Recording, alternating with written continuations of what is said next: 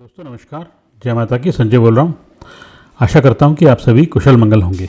आज का विषय बहुत रोचक होने वाला है, क्योंकि आज का विषय ग्रामर के बहुत सरल, सिंपल और बहुत ज़्यादा प्रयोग होने वाले एक विषय पर है, जिसमें हम कहते हैं कि सोए हुए घर और सोया हुआ ग्रह। तो ये विषय की जानकारी की क्लैरिटी जब तक आपको नहीं होगी तो बहुत मुश्किल हो जाता है फलित करते हुए ये जान पाना कि ये ग्रह सोया हुआ है, जागा हुआ है, ये घर सोया हुआ है, जागा हुआ है, या इसके असर क्यों नहीं आ रहे, कब आएंगे। तो इसलिए चलिए विषय में प्रवेश करते हैं। और बहुत रोचक विषय है, ग्रामर का विषय है, तो आप बड़े ध्यान से सुनिएगा। अब हम जब कहते हैं कि कोई ग्रह या घर सोया हुआ है, तो उसका क्या मतलब है कि उस ग्रह या उस घर के संदर्भ में जातक को किसी प्रकार के अच्छे या बुरे असर नहीं आ रहे। बुरे असर कोई नहीं चाहेगा, लेकिन जब अच्छे असर भी नहीं आ रहे हों तो फिर हम सोचते हैं कि यार क्या किया जाए, क्या इसका कोई उपाय बनता है। हम ज्योतिषियों के पास जाते हैं और वो हमें किसी तरह के उपाय देते हैं। तो उन उपायों का संदर्भ भी यही रहता है कि उन घरों या उन ग्रहों को एक्टिवेट किया जाए, जगाया जाए। अब ग्रह जागते सोते कब हैं? कुछ तो उम्र के दौर में जागते सोते हैं। तो जब उनका दौरा आएगा या जब वो वर्षफल में लगन में आएंगे तब वो जाग जाते हैं, ऐसा लाल किताब में लिखा हुआ है। लेकिन कुछ विशेष परिस्थितियों में कुछ ग्रहों को पहले से जगाना पड़ता है ताकि उनके विशेष प्रकार के फल लिए जा सकें। अब मेरी एक वीडियो आपने ध्यान से सुनी होगी, पहले और बाद के घरों के ग्रह। तो अब पहले घरों में जो आप मेरी स्क्रीन देख रहे हैं, इसमें टेवा बना हुआ है। तो पहले घरों के ग्रह कौन से होते हैं कि 1, 2, 3, 4, 5, 6, ये जो 6 खाने हैं ये पहले घर गिने जाते हैं। और जो हम 7 से अगर देख लें कि 7, 8, 9, 10, 11 और 12 ये बाद के खाने गिने जाते हैं मित्रों। लेकिन आप उस वीडियो को अगर ध्यान से सुनेंगे तो आप उसमें बहुत अच्छे से क्लियर होगा कि इसमें एक और सूत्र है पहले और बाद के घरों के ग्रहों में, कि कोई पहले घर का ग्रह और बाद के घर का ग्रह आपस में कनेक्ट तभी होंगे जब उनमें घरों की सामान्य दृष्टियां बनेंगी। जैसे कि पहले से 7वें की दृष्टि है तो पहले के लिए 7वें घर का ग्रह बाद का ग्रह है, बाद के घर का ग्रह है। और 7वें के लिए पहला घर जो पहले घर का जो ग्रह है वो पहले घर का ग्रह माना जाएगा, यानी कि खाना नंबर 1 का जो ग्रह है। तो ये पहले और बाद के घरों के ग्रह की परिभाषा आपको अच्छे से समझनी है और उसके लिए आप वो वीडियो देखें। अब बात करते हैं सोए हुए घर या सोए हुए ग्रह। ये कैसे पहचानें, कैसे निकालें, पहले तो हमें ये समझ में आना चाहिए। अब आप मेरी स्क्रीन पे देख रहे हो कि जो ये पहली टेबल मैंने दी हुई है, ये मैंने 1952 से निकाली है, पेज नंबर 97 से। और जो दूसरा सूत्र मैंने निकाला है ये यूं का यूं 1940 में दिया हुआ है, लाल किताब 1940 में, अरमान नंबर 124 और पेज नंबर 121 में दिया हुआ है ये। तो वहाँ से आप पढ़ेंगे और इसकी पूरी विस्तार जो है आप वहाँ पे पढ़ सकते हैं। लेकिन मैंने वहाँ से सिर्फ परिभाषा उठाई है। अब परिभाषा पढ़ते हैं। सोया हुआ घर, इसका क्या मतलब है? घर मतलब खाना। अब ये विषय ध्यान रखिएगा आप कि सोया हुआ घर और सोया हुआ ग्रह ये दोनों अलग अलग विषय हैं। तो इसमें कंफ्यूज नहीं होना है। सबसे पहले ये क्लैरिटी आपके अंदर आनी चाहिए कि ग्रह सोना और घर का सोना ये दो जुदा जुदा बातें हैं, ऐसा लाल किताब में लिखा है। तो कोई घर कब सोया हुआ है, उसका सिंपल सा सूत्र है कि जिस घर में कोई ग्रह ना हो या जिस घर पर किसी ग्रह की दृष्टि ना पड़ती हो तो वो घर सोया हुआ होगा। यानी कि खाना नंबर 1 में अगर ग्रह नहीं है तो खाना नंबर 1 सोया हुआ है। दूसरा, खाना नंबर 1 के ऊपर किसी ग्रह की दृष्टि ना पड़ रही हो तो खाना नंबर 1 सोया हुआ होगा। अब ग्रह की दृष्टि पड़ना और ग्रह का सामने वाले घर में होना ये दो अलग अलग बातें हैं। अगर सामने वाले घर में ग्रह सोया हुआ है तो उसकी दृष्टि नहीं पड़ रही है, तो इसमें भी कंफ्यूज नहीं होना है।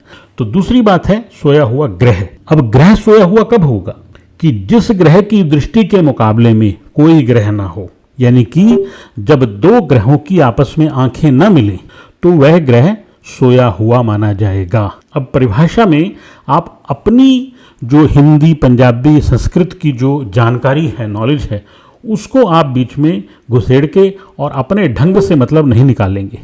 क्योंकि पंडित जी ने कुछ परिभाषाएं बड़े छुपा के लिखी हैं, जैसे कि सोए हुए घर, सोए हुए ग्रह, पहले घरों के ग्रह, बाद के घरों के ग्रह, घर का ग्रह, ग्रह का घर। तो इसलिए उसमें आपको अपने ढंग से ट्रांसलेट नहीं करना है।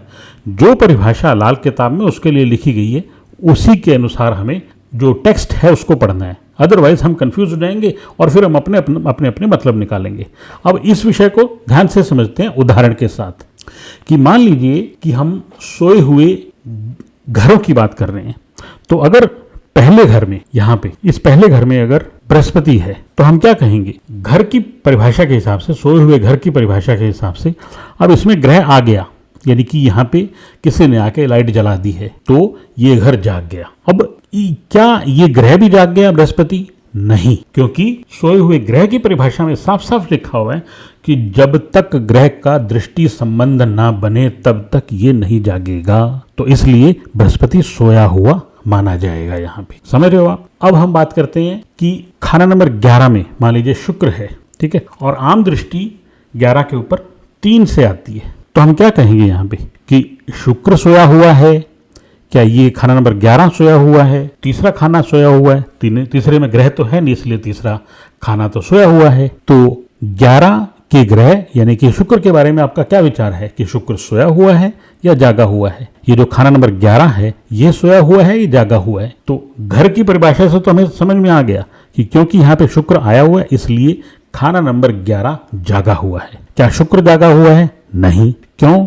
क्योंकि शुक्र का अपने पहले के घरों से कोई दृष्टि संबंध नहीं बन रहा मित्रों, इसलिए हम शुक्र को यहाँ पे सोया हुआ ही मानेंगे। तो ये परिभाषाएं जो दो सोए हुए घर और सोए हुए ग्रह की हैं, इसमें अगर कोई कंफ्यूजन नहीं है तो फिर आप फलित करने में, ग्रहों के बारे में मापदंड लगाने में थोड़ी सी आपको क्लैरिटी आएगी। अब इनको कैसे जगाना है?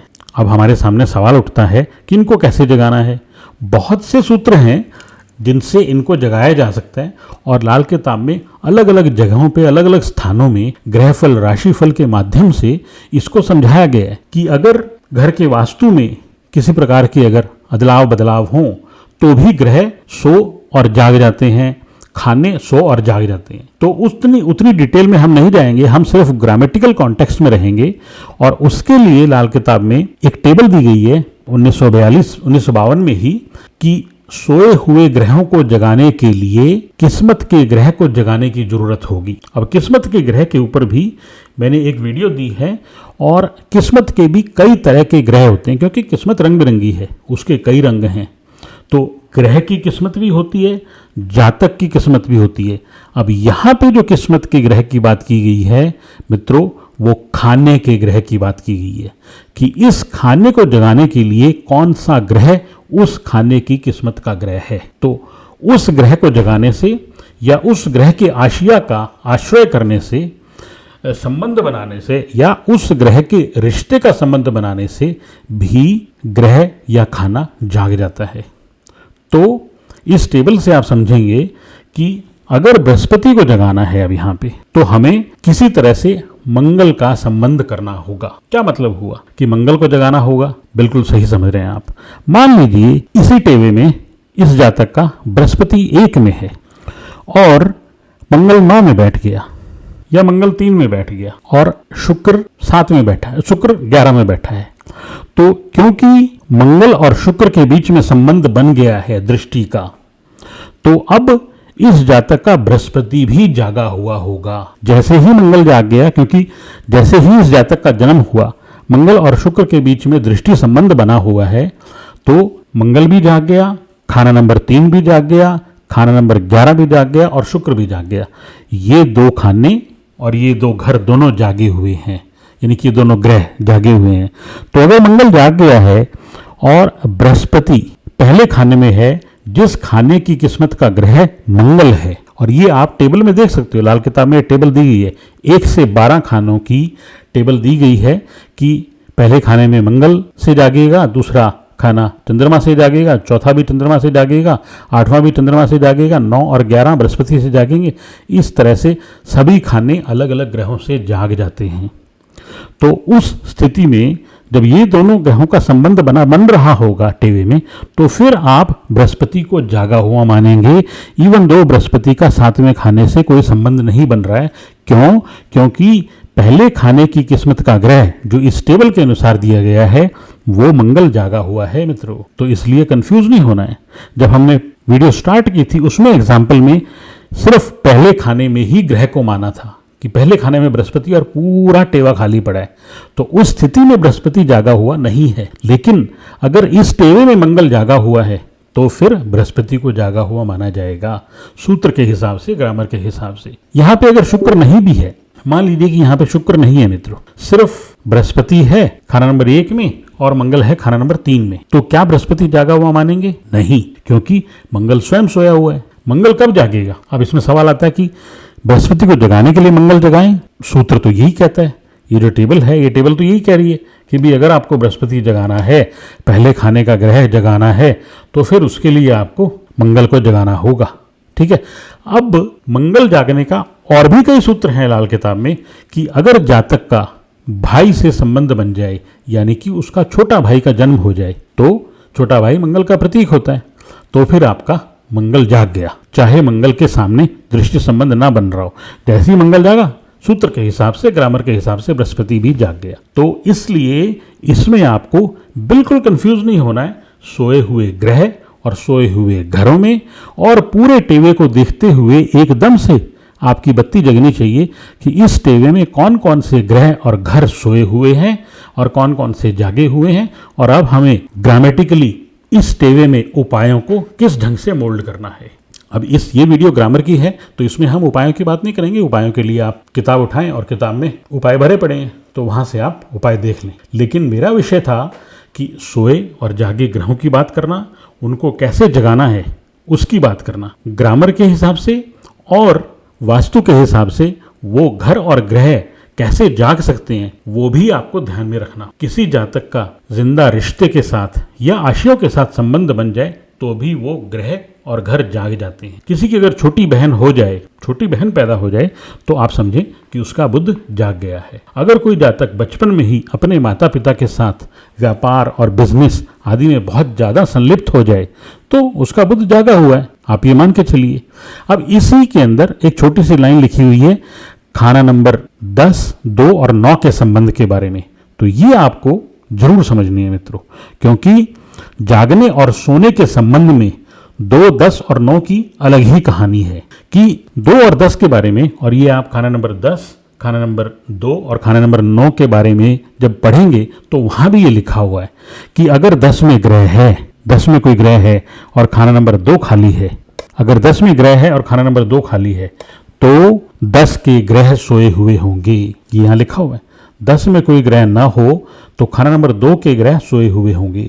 अगर खाना नंबर 2 में कोई ग्रह ना हो तो खाना नंबर 10 और 9 के ग्रह सोए हुए होंगे। तो ये इसको आप जो हमने रूल पढ़ा है उसकी एक्सेप्शन के रूप में लेंगे। तो यहाँ पे हम इस विषय को विराम देते हैं। जय माता दी, जय सिया राम। अगर आपका कोई सवाल हो तो आप वीडियो के कमेंट बॉक्स में जरूर लिखिएगा। ग्रामर की बहुत कम वीडियोस यूट्यूब पे उपलब्ध हैं, तो ये वीडियोस आप जितना भी लाल किताब के विद्यार्थियों तक पहुंचाएंगे उन सबका लाभ होगा। जय सिया राम। आप सभी प्रसन्न रहें, खुश रहें, आबाद रहें। लाल किताब ग्रामर की और वीडियोस के साथ फिर मिलेंगे।